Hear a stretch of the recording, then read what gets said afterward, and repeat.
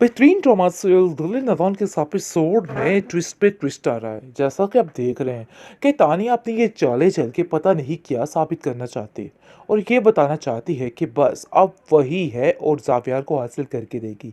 लेकिन जुनैद इन सब बातों को सुन चुका है और जानता है कि ये लड़की क्या कर रही है और क्या करना चाहती है, और मज़ीद अब उसका वो इज्जत करने वाला है कि वो याद रखेगी। और वो तानिया को साफ साफ कह देता है कि देखो तानिया, ये मत समझना कि तुम्हारी इन हरकतों पे पर्दा डल जाएगा।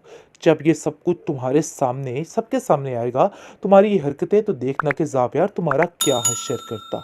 लेकिन अब देखें क्यों कहती है कि इन सब बातों में सब जायज़ है। आगे से वो भी कहता है जुनैद कि अब मैं तुम्हें छोड़ने वाला नहीं, और अब देखना कि तुम्हारा मैं क्या हश्र करना।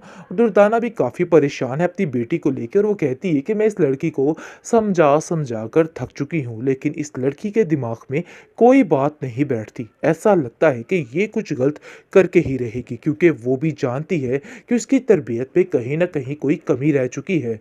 लेकिन अब देखेंगे कि तानिया जो है इस बात पर अटक चुकी है और दोबारा से जाकर निगार का दिमाग ख़राब करने लग जाती है और कहती है कि जुनैद जानबूझकर ये हरकतें कर रहा है और पता नहीं क्या-क्या इल्ज़ामात लगाए जा रहे हैं। आखिर आप इसको समझाती क्यों नहीं हैं?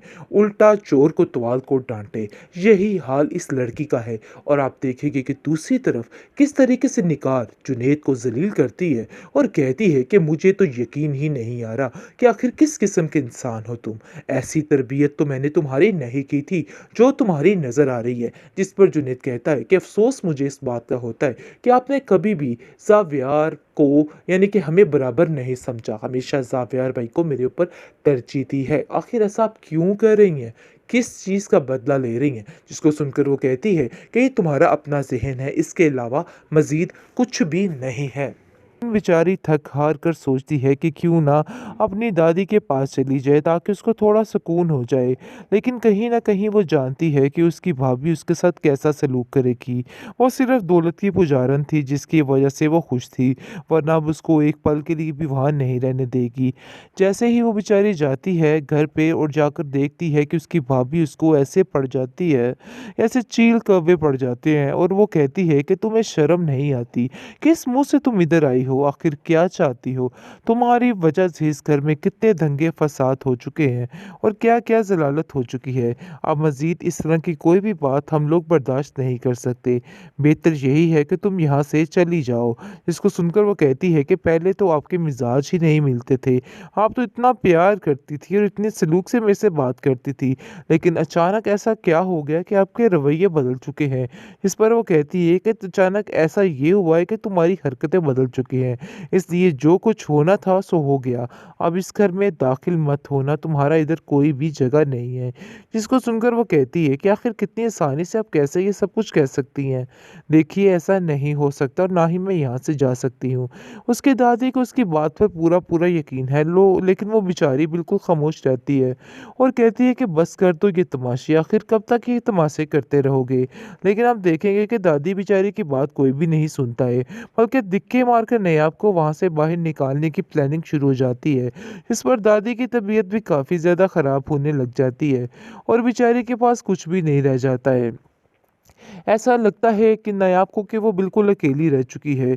हर कोई हर तरफ से उसको ठुकराता जाता है और वो बेचारी अकेली ही हर चीज़ का मुकाबला करती रहती है।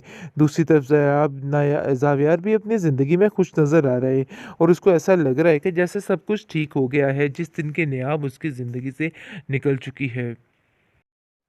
बेहतरीन ड्रामा सीरियल दिल नादान के इस एपिसोड में आप देखेंगे कि अब जाकर समझ आ चुकी है बेचारी नायाब को कि उसको किसी का साथ नहीं मांगना चाहिए, जिस पर वो जुनैद से साफ साफ कहती है कि आपने आज तक मेरे लिए बहुत कुछ किया है, बेशक एक भाइयों से बढ़कर किया है, लेकिन मज़ीद मैं आपकी ज़िंदगी को इस तरह से बर्बाद नहीं कर सकती। मैं जाऊँगी और जाकर ज़ावियार से दो टोक बात करूँगी और इसको बताऊँगी कि आखिर असल हकीकत क्या थी, और ये सारा कुछ मैं बात शेयर करूँगी और हैदर को भी वापस वापस लेके आऊँगी। लेकिन जैसे ही आप देखेंगे कि वो बेचारी जाती है और जाकर ज़ावियार से बात करना चाहती है, लेकिन कोई भी इसको आगे नहीं होने देता। और बात ये है कि जवेरिया जो है वो आगे आ जाती है और कहती है कि तुम यहाँ से आगे नहीं बढ़ सकती। यानी कि तरह-तरह की बातें उस पर करती है और तरह-तरह ज़लील करने की कोशिश करती है और कहती है कि तुम्हारी हिम्मत कैसे हुई? तुम जैसी लड़कियाँ इतनी बेधड़क होकर कैसे ऐसी बातें कर लेती है? बहुत ज़्यादा उसकी यानी कि इज़्ज़त नफ्स को ठेस पहुँचाती है तो एक थप्पड़ उसके मुँह के ऊपर मार देती है नायाब और कहती है कि तुम्हें शर्म आनी चाहिए। मैंने तुम्हें पहले भी समझाया था कि तुमने जो हरकत की है बहुत गलत की थी, लेकिन दोबारा तुमने वही काम किया है। दोबारा मुझे इसी तरह से तुमने ज़लील करने की कोशिश की है। अब मैं तुम्हें बर्दाश्त नहीं करूँगी। जिस पर आप देखेंगे कि उसकी माँ कहती है कि तुम्हारी हिम्मत कैसे हुई ये सारा कुछ करने की? मुझे तो समझ ही नहीं आ रही कि आखिर तुम ऐसा कैसे कर सकती हो? आगे से आप देखेंगे कि तानिया खड़ी होती है और कहती है कि तुम अंदर नहीं आ सकती हो। ज़ावियार से तो मिलना नामुमकिन सी बात है। निगार भी ढाल बनकर खड़ी हो जाती है तानिया की और कहती है कि तानिया बिल्कुल ठीक कह रही है।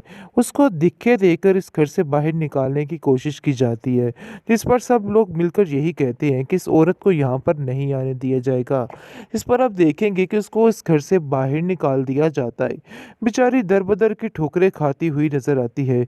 उसको समझ ही नहीं आ रही कि वो क्या करे, लेकिन बेचारी थक-हार कर सोचती है कि क्यों ना अपनी दादी के पास चली जाए ताकि उसको थोड़ा सुकून हो जाए। लेकिन कहीं न कहीं वो जानती है कि उसकी भाभी उसके साथ कैसा सलूक करेगी। वो सिर्फ़ दौलत की पुजारन थी जिसकी वजह से वो खुश थी, वरना अब उसको एक पल के लिए भी वहाँ नहीं रहने देगी। जैसे ही वो बेचारी जाती है घर पे और जाकर देखती है कि उसकी भाभी उसको ऐसे पड़ जाती है, ऐसे चील कौवे पड़ जाते हैं और वो कहती है कि तुम्हें शर्म नहीं आती? किस मुँह से तुम इधर आई हो? आखिर क्या चाहती हो?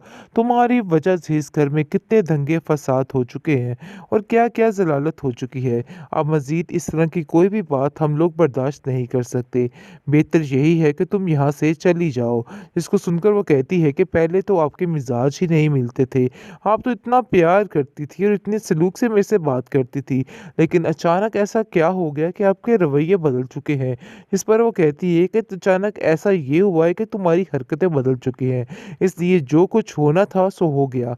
अब इस घर में दाखिल मत होना, तुम्हारा इधर कोई भी जगह नहीं है। जिसको सुनकर वो कहती है कि आखिर कितनी आसानी से आप कैसे ये सब कुछ कह सकती हैं? देखिए ऐसा नहीं हो सकता और ना ही मैं यहाँ से जा सकती हूँ। उसकी दादी को उसकी बात पर पूरा-पूरा यकीन है लेकिन वो बेचारी बिल्कुल खामोश रहती है और कहती है कि बस कर दो ये तमाशे, आखिर कब तक ये तमाशे करते रहोगे? लेकिन आप देखेंगे कि दादी बेचारी की बात कोई भी नहीं सुनता है, बल्कि दिक्के मारकर नयाब को वहाँ से बाहर निकालने की प्लानिंग शुरू हो जाती है। इस पर दादी की तबीयत भी काफ़ी ज़्यादा ख़राब होने लग जाती है और बेचारे के पास कुछ भी नहीं रह जाता है। ऐसा लगता है कि नायाब को कि वो बिल्कुल अकेली रह चुकी है।